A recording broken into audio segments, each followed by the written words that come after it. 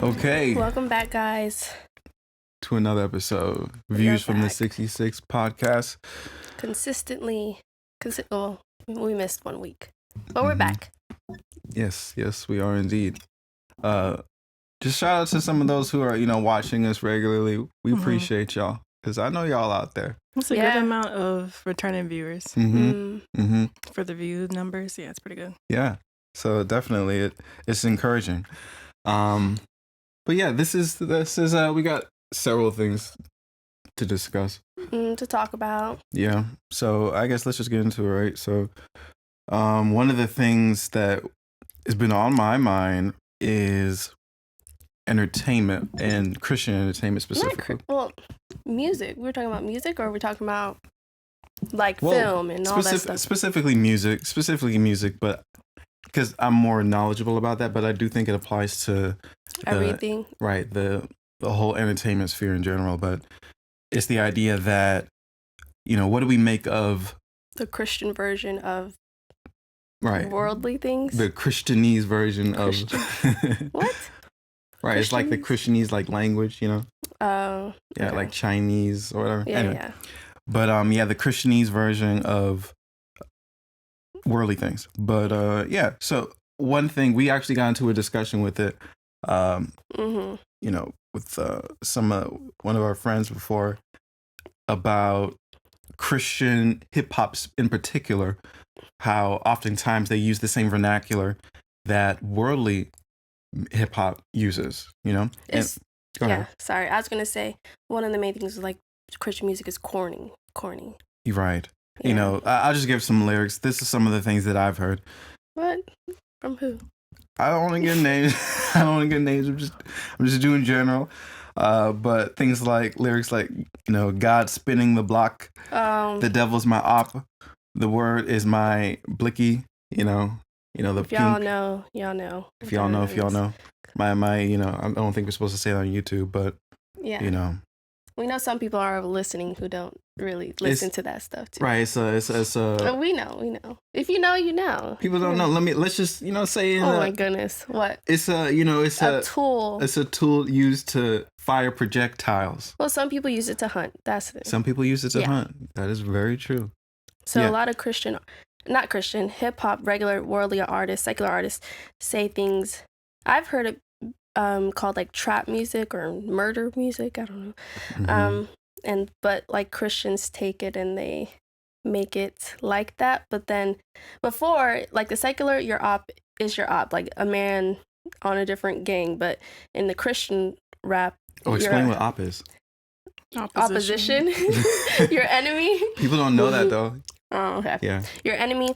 In Christian, your enemy, your op is the devil. So right. The demons, all that stuff. Right. And I want to interject for those, because we might have some people listening who are not really familiar with the hip hop sphere and the world. Mm-hmm. But it's very, like you said, murder music. It's a lot of glorifying murder, your enemies, and there's a lot of that. So yeah, it's just a Christian version. But go ahead. You were continuing. Oh, no. Well, yeah, it's just glorifying. And so, yeah, like you said, Christians take it, and instead of shooting people, you're shooting the devil. You're shooting the devil, right? You're op. So I say part of me before I felt differently about it. I was okay with listening to stuff like that. I was like, yeah, because I used to like music like that, the secular rap. Mm-hmm. And so it was a way for me to, okay, we're not talking about killing people, but the enemy, yeah, it's fine. Mm-hmm. But then listening to it, listening to Christian rappers speak like that, it makes me amped up, get my ops. And it's I don't know if I want to have that spirit all the time where it's I don't know, I'm ready to fight type spirit. Mm. That's what I always felt about it. Then I was like, maybe I shouldn't feel this way. And I think it has the same feeling, in my opinion, the same feeling that you get when you listen to this music versus Christian version of it. I don't know. What do you make of it, Paris? I do think there are certain artists, I won't say who, I do know the names though, where that's every single song, And it's rare for them to make a song they're not talking about the devil and demons. And I feel like they talk about the devil more than they talk about God. That's the thing. Yeah. That's weird. But yes, we are in a war, and yes, I think talking about it is a good thing, but okay, hot girl. Y'all can't see, but this cat, Sapphire. our cat is loving on Paris's feet right now. But she hit me hard.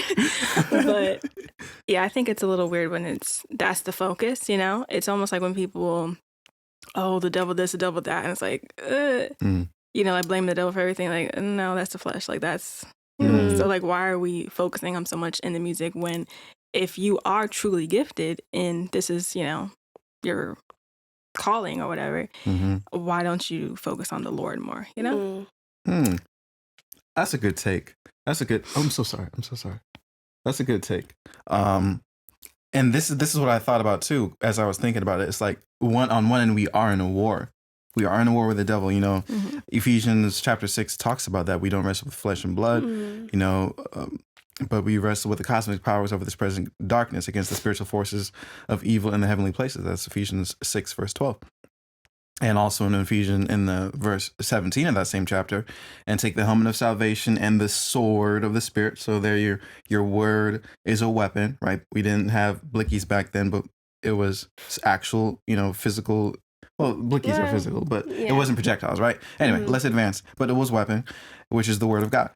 And I was like, okay, so there is warrant to, you know, to have that type of lyric that is not unscriptural, but I think you hit it on the head. It's like, I think there's a problem when that's all it is.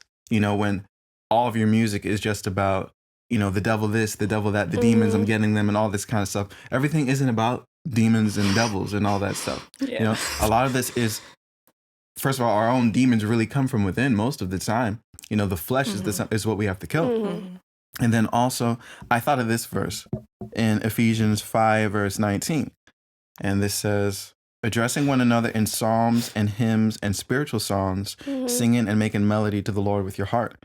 And I was just meditating on that, you know. So it says that we must basically try to edify one another with psalms, right? Yeah. Which are in the Bible. And if you could read the psalms, they definitely glorify God and things like that. With hymns. Hymns are basically praises to God. Spiritual songs, singing, making melody to the Lord. So it's like our attention, you know, must be, I believe, focused on God.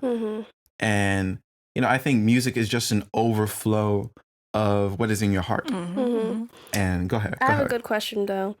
Like, if you saying that, then does Christian music even need to be good? Or is it just a tool for worship and ministry?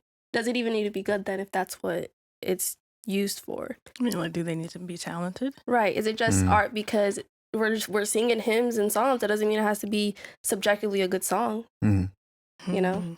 I think when there is a lot of talent, that obviously, yes, Christians want to listen to Christian music, but that's when the loss can be impacted, you know? Because it just sounds so good to the ear. Just the way secular music can sound so good to the ear that you're not even listening to what's saying and what's planting a seed in you. The same way you can do that with music that glorifies the Lord. You know, it's like, oh, that's so. And it's like, oh, you look at lyrics, they're talking about Jesus, and that's planting a seed in you. But you it sounds so good to your ear. It's just you didn't even know it was a Christian song. Ooh, I love this because I think Christian music should be the best because we're in touch with the Creator. Come on. We are in touch with the one who made everything, the most creative one there is. So I feel you're doing a disservice because the scripture talks about, you know, everything that you do, you're supposed to do with all of your heart, right? Yeah. As if you're doing it unto the Lord. Yep. So it's like, if you're a Christian artist and you're not doing it your best, if you're just doing it, you know, haphazardly, just putting stuff together, you're honestly not really honoring God. So it should be 10 times better. Steward your gift well. Yeah. 100%, man. I wanted to bring up, because we were talking about how Christian artists or these artists get into the Christian industry, Christian space. But then once they get popping, they leave the Christian space and they become secular artists. So yeah, what do y'all think about that? I wrote this down. Well, just to say that in another way, getting started in the church to learn your gifting and then giving it to the world. Yeah. We see a lot of people do that. A lot of artists we know. You know, we talked about Katy Perry and how she used to sing in the church, and now she's a whole secular artist. Go ahead. You know, I'm thinking about people from Maverick City Music because I was actually looking into this. That things people like Dante Bowen. For y'all who don't know who Dante Bowie. Right, Dante Bowie. I keep saying Boeing. I don't know. That's the plane company, I think. Anyway, for y'all who don't know who Maverick City Music is, they're a group who sing. It's a Christian group and they sing worship songs basically.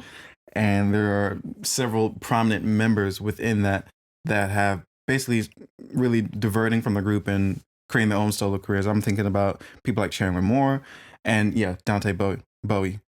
And go ahead. Oh, do you have something to say? I was gonna bring up some of the things that they were talking about. Okay, go ahead.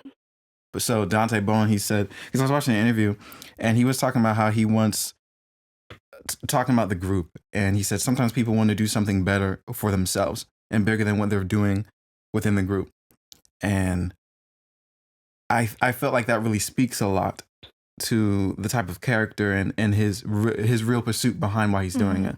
It seems very egocentric. And it doesn't seem like the focus is God, What does better mean? Like you're glorifying the Lord with multiple people? Right. It'd be different if like you want to do that, but like, okay, you think God's telling you to do a solo career, but to say you're not doing the same thing that you're doing in the group, outside the group now. So that is not better, because it's not glorifying the Lord. Yeah. And then plus with Dante, I've heard things about him on Instagram and he accidentally posted a nude photo of himself or something like that. And in my opinion, I don't see how that is possible whatsoever. So I don't want to, I don't know his true motives. Well, he said it was accident. So let's say it was accident. But the thing is, why do you have a new photo of yourself? Yeah. That's the thing. Is he married? I don't know. That don't matter. Forget about you being married. Do you know how people can hack into your stuff? Yeah. You shouldn't be taking pictures of nothing unless you want, like, oh, it's okay if that goes out, Has nothing to do with you not trusting the other person, your spouse. It's and please, it's so easy to hack into stuff, the cloud and all that. Is it? Yeah, it's true. If you were a hacker? Yeah, it's true. Ooh. Delete those pictures if you got pictures. Delete them. And I also have something to say about Chandler Moore. But did you want to say something, Love? Well, Chandler Moore. So he was talking about how he wants to, because he brought up things in the Bible like the Proverbs. And you're saying the Proverbs don't explicitly talk about God all the time. They might talk about general life wisdom. And then you're talking about the Song of Solomon and how they talk about relationships in the Song of Solomon as well as sex and stuff like that. And he says he wants to branch out and make music like that. And about that, I don't think I necessarily have a problem with wanting to make music that is not Jesus. It's, I'm not going to say you're wrong for, not explicitly saying Jesus in your music or making every single song, I love Jesus. I'm not saying it has to be like that, but because there are different secular professions that you can have, that is not explicitly, that is secular. It's not Christian. It's not religious, right? And you can still glorify God. But I think that music is a special category because, like I said before, it's like an expression of what is in your heart already. It's like an expression of the soul. And if I see an artist who claims Christianity and, none of their music really has any, you wouldn't even know that they love Jesus by their music. I would really question, okay, is this, do you truly love God, right? Do you think of his beauty and do you delight in him? Because if you really delight in something, to me, it seems like you can't help but it coming out at least somewhat, in a certain way. You know what I'm saying? Yeah. Like Peter when he was denying Jesus, and you're saying no, I don't know. It's like no, your accent gives you away. The way you speak gives you away. You have to curse to, you should have to go outside of yourself to like, oh, maybe you're not a child of God. Yeah. You shouldn't have to say it. People should just see it by the way you live. Yeah, that's true. Yeah, I do see a lot of Christian artists. They make music where it's not Jesus, but it's not overall. And I think there are some songs where it's like a love song, but they're really talking about God, but you wouldn't know that unless they said it. And then so sometimes I see Christian artists do that, but no, I agree with you. Yeah, if you really delight in something, if Christ is really your whole life, and this is the ministry he has given you, gracefully given you, then what are we doing it for ourselves? When, because we're called to spread the gospel and everything, in everything that we do, like in some way or form, we should be spreading the gospel. And if you're reaching that many people, thousands, hundred thousands of people, Christ needs to be pushed because people need to be saved. At this point, it's not even about you, or the money. It's about, people being saved. Yeah. And I want to say this because I found this quote. Well, I've known it for a while, but I felt like this quote would be really good to say in this context. This is from C.S. Lewis. It's a decent size, it's not too long, but I want to read it. So C.S. Lewis, I think we delight to praise what we enjoy because the praise not merely expresses, but completes the enjoyment. It is appointed consummation. It is not out of compliment that lovers keep on telling one another how beautiful they are. The delight is incomplete till it is expressed. It is frustrating to have discovered a new author and not be able to tell anyone how good he is, to come suddenly at the turn of the road upon some mountain valley of unexpected grandeur, and then to have to keep silent because the people with you care for it no more than for a tin can in the ditch. To hear a good joke and find no one to share it with. The Scotch Catechism says that man's chief end is to glorify God and enjoy him forever. But we shall then know that these are the same thing. Fully to enjoy is to glorify. In commanding us to glorify him, God is inviting us to enjoy him. Yeah, I love that. Really good. I love that quote. And I feel it's just so true. It's like you can't help. It's going to come out, if you love God. Whether or not you don't have to say Jesus, Jesus, Jesus, but like you say, it could be a love song and it could just be talking about God or something. Yeah.